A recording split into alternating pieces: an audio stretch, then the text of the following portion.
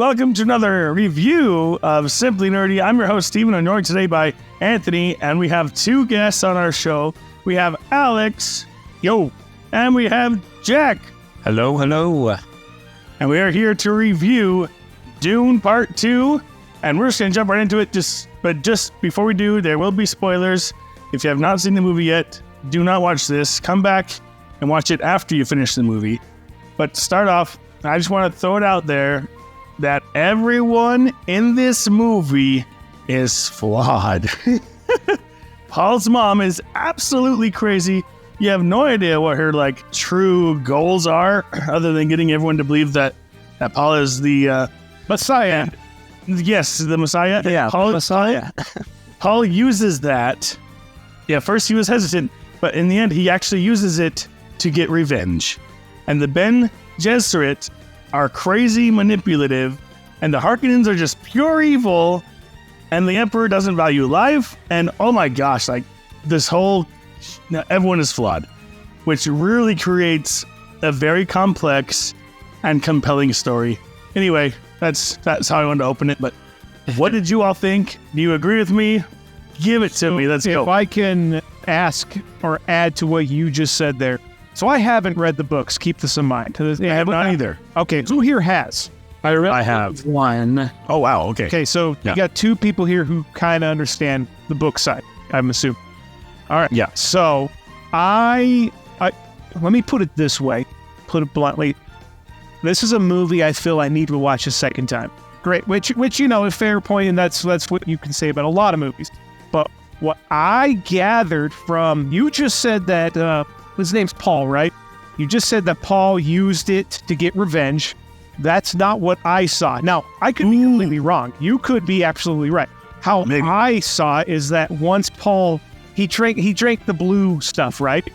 So the second he had that blue stuff tapped in him, I interpreted that he had a lot of hidden knowledge and information that was backheld. And once it was given to him, his personality radically excelled and changed him a bit. So that's what I thought. Okay. So I thought we were just seeing almost like a Paul that we would see had he been existing for another 10 years or something, and it radically changed him. Now, is he putting an act on or something? I don't know. Yeah, who knows? That's really something that if you read the book, they go over it more. I was wondering what you guys would think if you haven't read the book, kind of, did they explain Paul's powers really good or... No. So it's good to see that. Yeah, it's good to see that point of view from you guys, because in the book they explained it quite well, and I think Anthony would probably agree on that.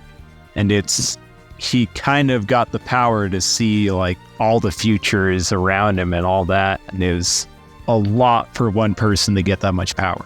Yeah, from what I remember, and having some background from the book kind of helped, it did feel like they were trying to visually represent the way his powers worked as they were described in the book, but without the descriptive text. It's kind of hard to picture. But what I remember is that in the books, it described his ability to see the future as seeing it almost as waves in the sand, and that they're ever changing, and he can just see possibilities.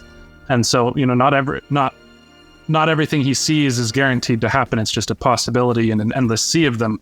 And I do feel like in the movie, they a lot of times when he's having his visions, they would show scenes of, sand blowing in the wind and the dunes and stuff like that. And I feel like both of the Dune movies, you kind of have to go into it with a little bit of some spark notes under your belt first, because otherwise there's going to be some things that are going to go over your head. So, which requires more than one watch, which DUNE Part 1, I did just that, and I just loved it every single time that I watched it. And this is going to be the same way. I'm just going to eat it up. What did you guys think overall, though? Overall, the movie? I really thoroughly enjoyed it. I really liked the first one, and I felt like Part 2 was basically everything I liked about the first one, but better. And there's a number of reasons for it. I guess I'll just kind of throw a bunch out. I think one of the things that both movies do exceptionally well that I really appreciated is creating an atmosphere and not letting it drop. They don't ever really take you out of the experience. The music, the cinematography, the character development, the the world building and the way they kind of work the cultures into that. It just all feels like it's all part of the same, finely woven tapestry. And so, like one of the things that my wife and I we were talking about, and she loved the movie maybe even more than I did. But one thing we were talking about is that the director, or I guess just the whole staff, involved on this, really seemed to have a mastery of knowing when to use music and when not to. That's one thing that I complain about with movies a lot of the time, is when they feel the need to fill the void with music, even if it's not doing anything for the story. But Dune doesn't do that. I mean, I remember a couple times where they just completely dropped the music for an extended period of time, like several minutes. And it just... That fight at the end, right? The fight, the scene when he's going to ride a sandworm, surf for the first time. Like it was an almost musical sort of silence, if I can use the term, because it was telling a different kind of story. Like the music, I feel like would have made the scene feel very different. And I just thought it was masterful how they knew when to use swelling, orchestral sounds to sell a message, and then at the same time when to just leave it silent. And and I thought they did an absolutely phenomenal job. Production quality was incredible. I don't know. It feels like it was a work of art. Like that's how they approached it. Yes, they probably made a lot of money off of it. I hope they did, but it feels like that wasn't the reason, like the only reason they made the movie. I don't know. Maybe I'm just going out all in there, but no, I totally agree with you. There's one thing I wanted to say to build off of yours, because it's perfect timing. I guess I have two things, but it'll be really quick. So we can get on to Alex and Jack's opinions. But the sound design, oh my heck, it was incredible perfection. How can I describe it better? I freaking loved it. The way the soundworms just shake the theater, was so cool. And then the other thing I wanted to say is the CGI is so good that you cannot tell they are being used. And that is something Marvel hasn't been able to say for years. So just throwing that out there. All right, I'm done. All right, Alex and Jack, let's hear you guys. Go ahead. You can go first, Jack. It might be a hot take, but I agree 1,000% on that part, because like the sandworms, you could hardly tell they were CGI. They look so good. Like especially at the ending battle there. Oh my showed up. It's like yes. You can feel the sense of scale there. It's like, holy crap. And they looked so real. Oh yeah. I was looking over at my wife during that scene, and we were just looking at each other with our eyes wide and grinning. Yeah, it's like the terrifying scale of that. You just imagine, the enemy soldiers seeing that and be like, what the heck, Yeah, pretty much. Yeah. I love how half the soldiers ran away. Like credit and props to the guys who did it. Yeah. And it's like these are they need a raise. Yeah, it's like these are the elite troopers, but when you're like face of that, some of them running, that seems pretty realistic. But I mean, I'll agree that the sound design of this movie was so good at just so many scenes, because they could really, like when he's on the sandworm, it's all swelling. Like it felt like he really did do a prophecy, almost like fulfilled one. It was just like, I don't know. They just did really good with that. Besides that, I mean, there was just so many scenes of like the set design and all that. You couldn't tell it was CGI. Everything just blended in so well in the movie. So as far as what I'll just kind of add to what people are saying here. I'm a big movie guy, and I'm a big believer in, I usually will go to films based off of the director over the cast. And the director for this film, his name is Denis Villeneuve. I'm butchering the last name for him. Anyways, this director has, he's got a line of films behind him that are just gorgeous. a film that he's made not too long ago was Blade Runner 2049. And I will argue that visually, it's just as beautiful. So this is a film that not only they picked the right guy to adapt what I would consider an epic franchise. So to add to what Steve and Jack were saying there, the sound design, just phenomenal. This is a kind of film you have to see in theaters, right? But jumping off the sound design bit for a minute, I'm going to go into the visual side of things. So I'm a huge movie buff when it comes to how beautiful a movie can look. Frankly, I think a movie is even good if you can mute it. If you can basically take the audio out and you can still enjoy the film, you got a good movie there. A prime example would be Mad Max Fury Road. This movie was prime as far as if you remove the sound, almost every other scene you can frame, and it just looks gorgeous. This is a film that falls into that trend here. What's interesting to note is that I saw an article the other day where they were interviewing Dennis, the director of Dune, and he mentions how he's not a fan of dialogue. And a lot of people took that the wrong way. They're like, how is a director of these such profound films not a fan of dialogue? Because usually when you think of films with strong dialogue, you think of a director like Tarantino or Scorsese, right? But it's not so much that Dennis is against dialogue. He just greatly emphasizes on the fact that he thinks a movie needs to bring something else along with it. It needs to actually bring us into another world, bring that immersion there. And I just can't express how well he did that. It's just, like you guys were talking, let me just jump on the sandworm thing here. The sandworms in this film, they are arguably the best Hollywood monster in our time right now. Like, that is just some epic. The only other monster that I can think that stands up right now would be the recent Godzilla film. I was going to say the same thing. Yeah, there you go. But these sandworms, oh, wow. They take first place. Sorry, Godzilla. I mean, you're awesome, but sandworms here look a lot more realistic. Sorry. They were just fantastic. Just a treat. This is what the movies are for. This is exactly what we're going to see. You can go see a dialogue-driven film is good even on your small little TV. But this is something that takes a step up when you have an IMAX screen. So, I like the movie a lot. Anyway, I think Nolan actually, there was an article I just read, and Nolan compared Dune to, he said this is Dennis's Empire Strikes Back. I would agree. 90% sure that's what Nolan recently said, so don't fully quote me on it, but I would say, yeah, that sounds pretty reasonable. I agree with that. After Alex, not Simply Nerdy. Simply Nerdy did not say that. It was Alex. If he didn't say that, you heard it here first, That's right. Literally. That's right. I think I just wanted to point this out because it's kind of, in my opinion, a little funny, is the complaint that I've heard Anthony in the past bring up with Nolan is the exact complaint my friend brought up with this film with the horns. The horns? He did. He was just like, oh, I just needed one more horn, maybe two more horns. And he really obsessed over those horns. He was really fixated on the horns. Too many horns. Those horns are sick. Horns were good, though.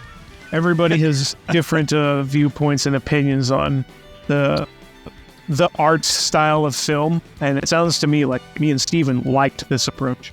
Oh, yeah. I loved it. Yeah. I'm going to defend it.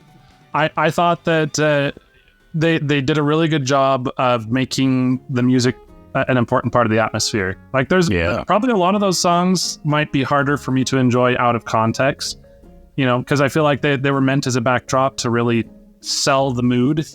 But in the context of the film, man, they knocked it out of the park. Can I bring something else up too? The fact that we had multiple worlds in this movie that were being shown, and each one had their own specific art style, or not art style, but you know what I'm talking about, like they had their own setting, their own theme, their own color style, and it played so well with each other. Yeah. You knew when you were on a different planet. I actually had an interview I saw with the director about that. So that was really his go-to of the black and white, which is actually, it was filmed with an infrared camera kind of lens. which is really interesting because they were saying at the time, they're like, okay, this better work because we can't really get rid of the filter after, we can't add colors to this. No. But it was really interesting. yeah. And he was, I guess I'll say this, just quote him. So he said, I love this idea, and I tried for Gita Prime, the homeworld of the Harkonnens. There's less information in the book, and it's a world that's disconnected from nature. It's a plastic world. So I thought that it could be interesting if the sunlight could give us some insight on their physique. What if instead of revealing colors, the sunlight was killing them and creating a very eerie black and white world that will give us information about how these people perceive reality and their political systems, and how that primitive brutalist culture and it was in the screenplay. So just then quoting on that, I mean, I thought he got that idea really across, because compared to Arrakis with the black and white filter, it was just so distinct from it. And definitely have like the Geiger-like aesthetic on it also. Yes. As a huge Geiger fan, I can't express how much I love that. I wanted to see more of that planet, of that style. It was cool. Absolutely. Like, I would watch a whole movie in that planet. If I can see their if I can see their culture, their technology, and all that stuff, that's just an interesting concept. Agreed. What did you guys all think of the cast? We had some new cast members here in this movie that were not in the previous. What did you think? It's funny because the only cast that's coming to my mind are the ones from the first movie. Yeah. Basically, Zendaya was the one that felt the most new. I guess that's true, because we didn't get much of her in the first one. We saw her. But no, consider her part of the first movie. She does appear in the first movie. She just doesn't get much time. Exactly. Yeah. I also had Florence Pugh playing the princess. Oh no, I did like her in that role. I thought she was really good. Yeah. Yeah, Christopher Walken for like 5 minutes. Okay. Me and my friend personally just kind of have a thing with Walken, and when we saw he was just the emperor sitting on the throne, it was just like, oh, it's Walken. Yeah. So I guess I'll say something controversial. Sometimes I don't know if Walken's probably the best character, because there are some actors that become such a character themselves that you can't look at them and be like, that's the emperor. You look at him and say, that's Christopher Walken. That's exactly what me and my friend did too. Exactly what, like, when I see this big fat guy that's levitating around, I'm thinking to myself, this is a villain of Dune. But the second I saw Christopher Walken, it was like, that's Christopher Walken. That sounds like Johnny Depp. Johnny Depp and Jack Sparrow. You see him in anything, you're like, there's Jack Sparrow. Basically. So Yeah. I understand. I wouldn't say he was a bad pick, but probably not the best. Yeah. I can agree with that. Yeah, it's like you did a good job, but it's hard to get away from that. It's true. It's that's the unfortunate part about becoming such an iconic actor, really. Yeah. Who was the actor who played the warrior guy? I don't remember. I'm sorry. Is it Stilgar? I think he did a really good job. Like, really liked that character. Really liked his emotion. How he felt completely unhinged. He portrayed that really well. He was a actor that was new to this film, that wasn't in the first film, that stood out to me, that I definitely feel was memorable. So, definitely agree to that. Was it a Dave Bautista or whatever? Yes. How you say his name? I thought he did a great job in his role. He did. I agree. Yep, I agree. Dave Bautista is, I'm just going to throw this out. I feel like he is the one actor who's come the farthest that I can think of, who started out as a wrestler and went into acting. Oh, absolutely. Yeah, I feel like there's no competition. It's like you tell me he was a wrestler? Really? Could have fooled me. Like, other than what he looks like. Exactly. Well, it's the range of acting that he got from, say, like Draxus to this. It shows that he has a pretty good range on acting and is actually good at it. I would agree. I'm actually surprised to see he's as old as he is. That he's How old is he doesn't seem Holy crap. he doesn't seem old. That's really cool. And his character was terrifying too, might I just add. All of the Harkonnens were just like, all their scenes were just like, oh my gosh. They don't value life either. These guys are crazy. I'm curious what you guys thought. Well, I guess especially you, Jack, since you read the book. What did you think of the ways that they changed Chani's character? No, that's a good question. So I can actually speak on this a little bit. Yeah. So the director actually wanted to lean into Frank Herbert's original idea that the Messiah is a bad thing in this movie and that is a cautionary tale. And Chani in the books was really on board with Paul, thinking that he's the Mahdi and all that. Where, you know, obviously in this movie, she's the skeptical character. So I guess he made that actual change because the first book was kind of not that great of making it a cautionary tale, and nobody's kind of really against it. So he used Chani to show that Paul really wasn't the hero a little bit and to add doubt into the audience's mind. So I don't know, did that work for all of you or? Yep. I mean, I thought it was probably a bit more of a realistic reaction on Chani's part. It was based on that too, her relationship with him. You're making me curious to read more of the books, though. I mean, I've heard. Well, again, I've heard that book 2 is worth reading. Others say not, and then after that, everyone basically agrees that you shouldn't read it. So, I mean, that depends on who you ask. Fair enough. And I guess that's your point. I didn't really get the impression that Paul was being painted as the bad guy. But now that makes me wonder, how does that work into the whole idea of him being the Kwisatz Haderach, you know, which, to be honest, I'm still not even 100% sure I fully comprehend what that even is. I know it's what the Bene Gesserit have been working for generations to create.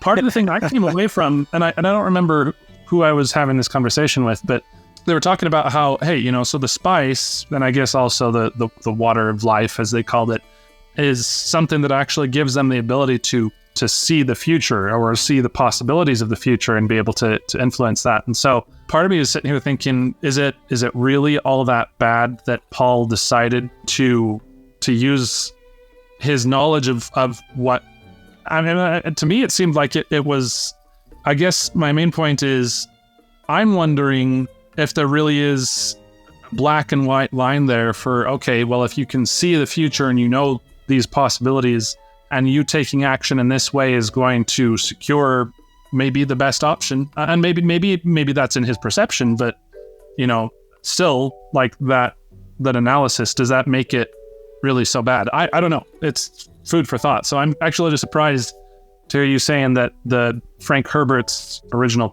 intention was to make it bad, and so now I don't know what they're learning. I guess you'll have to read the books to find out, Anthony. I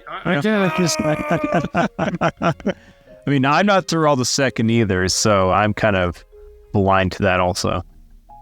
But the second really does start out with not really a good look on him, I'll say that. All right, let's hear everyone's review scores then to end it off. We're past 30 minutes, so we should probably wrap it up and give our review scores. Alex. I guess I will give it a 9.5 out of 10. Nice. I was going to say the exact same thing, actually. 9.5 out of 10. They are brothers. It makes sense. Okay. All right, check back. Anthony, what'd you think? Oh, man. There's not really a lot of complaints I have. So part of me wants to give it a 10. But then again, I guess, you know, there was the Chani scene, so maybe I could give it more like a 9.9 or a 9.8. I don't know. I'll be the one to give it a 10. I will give it a 10. There you go. There's so I honestly, other than that, there's not really, I just want more, I guess. Maybe that's the main idea. My only complaint is that, dang it came to an end. So there you go. And it was a long movie. That's a good compliment. His wife was like, "Where's this going?" Yeah, I was like, "Give me more." Longer. Thank you so much for joining us. Let us know down in the comments below what you thought of Dune Part 2. If you agree with us, if you don't agree with us, and why don't you agree with us? Because we're always right. And just let us know. If you like this, please subscribe, like, and ring that notification bell so you're aware whenever we do another video in the future. And if you're listening to our podcast, follow us. And thank you so much for watching. And until next time, guys, Keep it nerding. Nerding.